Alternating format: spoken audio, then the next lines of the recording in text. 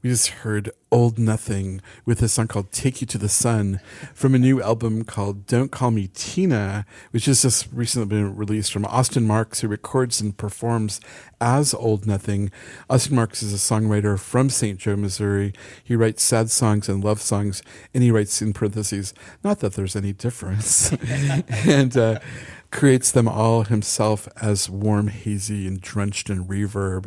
He spent years playing in the Kansas City band Dream Girl before setting out on his own. His debut record, Don't Call Me Tina, is out now, and you can find all this stuff if you go to oldnothing.com, which will lead you to other different places and Bandcamp and all of those great places. Austin Marks, thanks for being with us on Wednesday Midday Medley. Gosh, thank you so much for having me. This is great to be here. Oh, hey, there I am. I'm sorry, I was confused. Normally that's mic 2, but I need to have mic 3 up. Anyway, tell us what you just said. Oh, it's so good to be here. I've been listening to you for a long time, and yeah, just thank you so much for having me on. Our pleasure. Thank you. We were talking right before we went live, and you were also in a band called Islet, yes. Back in the day, that we played that band on this show a lot too. Those are good old times. I always try to have that St. Joe connection because people don't. A lot of bands come out of St. Joe, really. Mm-hmm. Radkey's one of them. Radkey's one of them. Oh, they're awesome people. Also, our good friend Chris Agarian, who has a show over on the bridge, a few clicks up or down the dial or up the dial, 8160. He's originally from St. Joe. Chris is from St. Joe? Uh-huh. Oh my God, I had no idea. And then I've heard that Eminem. There's Marshall Mathers. There's a connection too. That's right. Eminem. At his mom, that he like a kid, he was there. And his mom still lives there. I'm pretty sure, but yeah. I like St. Joe. That's cool.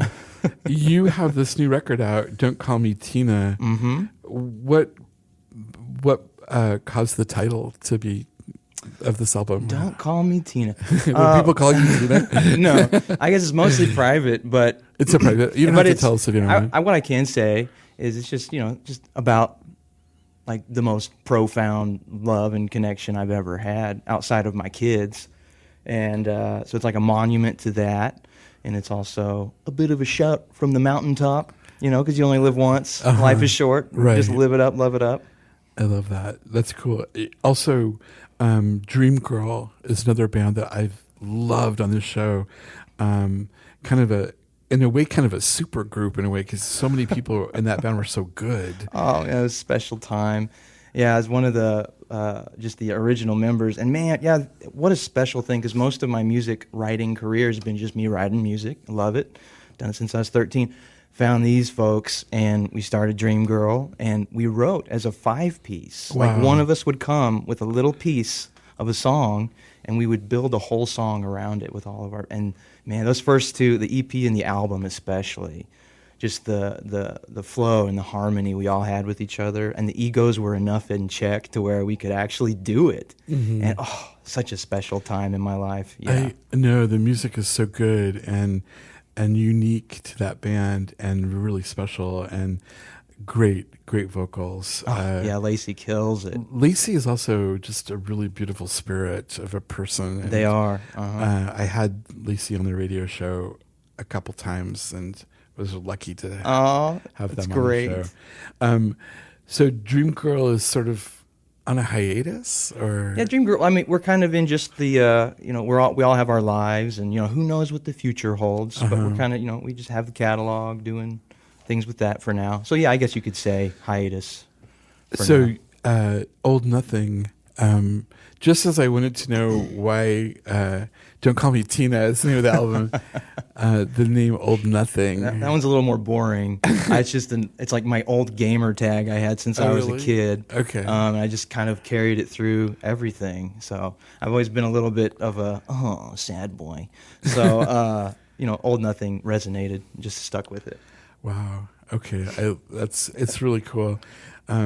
Do you get feedback? And it's Old Nothing altogether. That's right. As one, which spell check doesn't like. No, it doesn't. That's why I like it especially. You have to go back and That's right. This is how it's supposed to be. You said that you were kind of a sad sad boy. That That yeah, was sort of your kind of my thing. Your thing. I'm still a little You bit of a sad seem boy. really positive. I'm and telling you. like a ball of energy. And Well, this is where I think art is so beautiful. Is it allows me to channel a lot of the loss, the grief, the longing into this beautiful medium where I can just be my full sad self, and then I can go through my life. I'm still sad here and there, but it's like my big thing is presence, and becoming a parent really taught me a lot about that bet. too. Yes. I bet. When you're with kids, you have to be on the whole time. I don't have kids of my own, but I ran a garden program in schools and taught workshops and was in schools for 25 years. And like working in a classroom of 30 kids, you can't. Oh, baby. You can't look away or you can't show fear. I mean, really, it's the same in all relationships is what I'm learning. Like, presence is what is king, like being present with people and connection. Like, right. And so it's almost like carrying that thing I've learned from being a parent into all my relationships. Like, oh, there's beautiful connection to be had everywhere with all sorts of people. Yeah. I love that. When I asked you to send me publicity photos for the band, you sent me a lot of the work that's from the video and from the imagery of Old Nothing, kind of the Old Nothing character. Yeah. And then you sent If You Need a Human, and then you sent me a human shot. And of course I used the human shot. I knew you would. I knew you would. Because it's a beautiful picture of you, and I just, you know what I mean? It's of course. Selling a radio show or promoting a radio show, but I wanted to ask you about this character that you've created for the videos, and because video is a big part of what you're doing, also, yes, isn't it? I love the multimedia, like just expression in any form, even if I'm not very good at it. It's like kind of embracing this cheesy thing. But yeah, the whole pink astronaut thing, it kind of bleeds into old ideas, but it's like, this feeling of not belonging. Astronauts are in this protected little suit, and it's like pink, and it's like I'm in a freaking leotard, so it's very revealing. I'm like, yes. Here's me. Right. I have my tooth out all the time. I'm like, it's just kind of a practice of here are my insecurities with my body, with my face, with my voice, whatever it is. I'm just putting it all on display. Is just kind of a little like, I love these parts of myself. And hey, here it is. If you love it, you love it. If you hate it, you hate it. That's great. No, that's perfect. Pink astronaut. It's like I immediately think of Bowie because Bowie related to so much of us that felt like outsiders or that we were on the margin or weren't accepted. Bowie kind of invited us in. I was like, no, that's perfect. Don't change. It's okay to be the outsider. Oh, Bowie's a beautiful influence for and me of course, too. Space Odyssey, the song Space. It's sort of the he's lost in space, and that theme worked so well with so much of his music. Well, it's freedom too. It's just freedom, and that's something it's like I crave, especially in art, but in my life, and being able to practice it in art in front of everybody, and then trying to bring that into my day-to-day life too. It's like freedom to love, to experience, to connect, to be myself, to love myself. Oh man. I'm still learning, of course, forever. No, I love it. That's great. We're talking with Austin Marks, who records and performs as Old Nothing. And there's a brand new album out called Don't Call Me Tina. You can go to oldnothing.com for more information about the new record and to hear all of their great songs. And Austin is like waking us up with his amazing energy, and I love it. It's so cool. Which is important if you're performing on stage and engaging an audience. You have to engage them, right? Yep. And you're not going to do it if you're if you're not giving them that, right? Bringing it to the table. Here I am. You wanted to do a song live for us today. Oh, you brought yes. your guitar. I did. Would now be a good time to do that? Why not? We just make sure that we have your vocal mic. Okay. There you go. So number 2 is for your guitar. Is this a song from the record? This is a song from the record, yeah. It's called Take Your Time. All right. So you wanna take your time? Well, baby, what's your hurry? I'm a lazy guy. Well, I got you and nothing could prepare this spot for this hot-ass friggin' summertime. Ooh!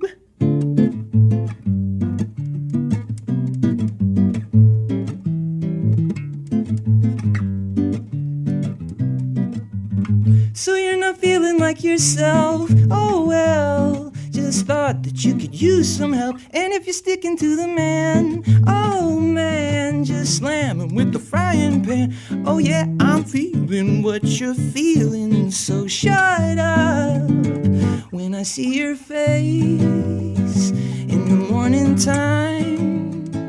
You could just erase everything that is mine. Baby, if I go and give it up to you, I don't need another day. Anything you say, I'll melt away. But in the morning, I wanna be the sun. In the morning, I wanna be your friggin' sun. 'Cause it goes around and round and round and round again. Round and round and round and round again. When I see your face in the morning time, you could just erase everything that is mine. Baby, if I go and give it up to you, I don't need another day. Anything you say, I'll melt away. I'll melt away. Oh yeah. Yay. That's fabulous. Amazing. I love it. Take your time. Take your time, baby. Take your time. When did you find your voice? Oh gosh. Like when you're like, hey, I can sing. I'm not bad at this. When did that happen for you? When I embraced it and actually told myself, you know what, my voice is my voice, and I'm gonna just love it for what it is because I love singing. I mean, I've been singing. My dad, I've been singing since I was a kid, but really, I think it was going through, the Islet stuff, the Dream Girl stuff, still lots of insecurity, but I think going through my divorce, honestly, transformed my relationship with my own body and how it carries the music through guitar, through my voice. Wow. And it really just made me take a hard look at myself and be like, this is just me. That's all I got, and I'm going to love it. And since then, that's when I've kind of just embraced it. I kind of play with it too. Play with the voice, play with the guitar. And how many years has it been since the divorce? Divorce was like 3 years ago. Okay. So it's been a big old 3 years of just... So it's still fresh though. Yeah. It's got, I mean, it was a 20-year relationship. And we still are, I love her dearly. We're still very close, co-parents, all that. And she's a wonderful person in my life. But grief shapes you if you let it in positive ways, in the most painful positive ways. It's everything that we've gone through in our whole life leads us to where we are right now. Exactly. Right? Oh, and it all means something, and we get changed by tragedy and by grief, and those things. Those are what really change us. Well, yeah, and it's being able to carry the lessons we've learned and not be bitter and cold about it, and then try not to make the same mistakes. Take responsibility for when you inevitably do, and then face the shadows, face the demons, and the good nervous system stuff. Where do you find that faith? Where does that happen for you? For me, it revolves around love, my principles, my morals. I see it in my children, and through grief. I mean, big love is big grief. Is what I'm like, because we're temporary beings. We're gonna lose everything. Right.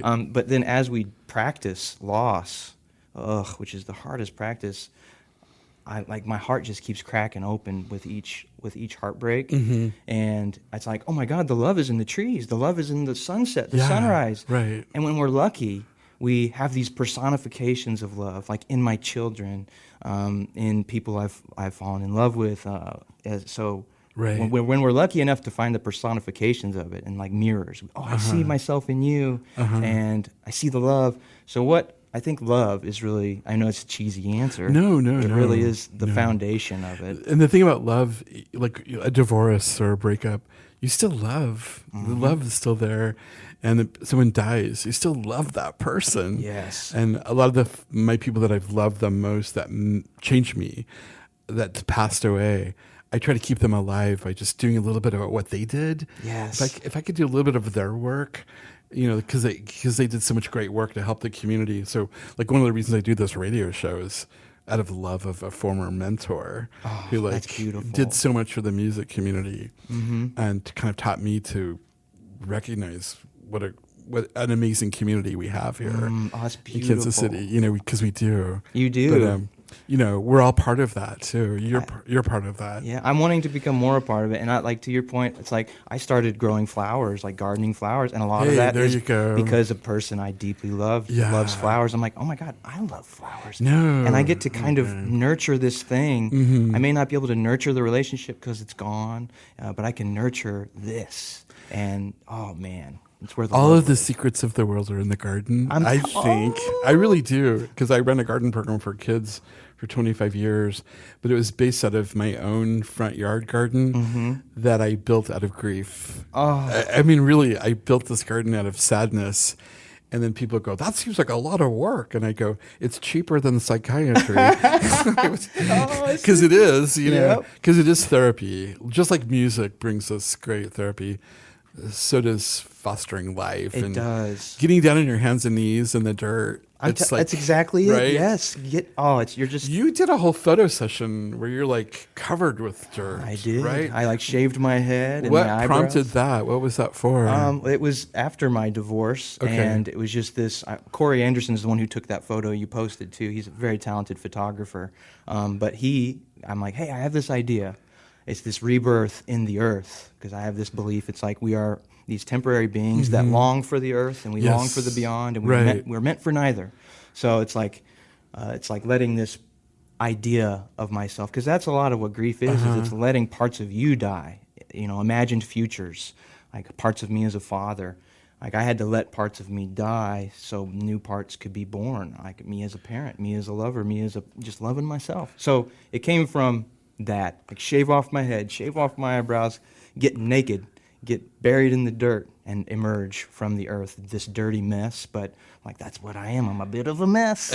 And no, I want to. When I die, I want to become compost. I really do. I want to grow into something else. I want to be part of a tree or a plant or something. That resonates with me for sure. They don't know if plants have brains or not, but I think if you're in a garden working with them, you start to believe that they do, that plants have a way of knowing how to grow. For some reason they're thinking about it, or something gets in their way, they go around it. It's energy, man. Like energy with intention, and it's an intention I can't fully understand, but I totally agree with you.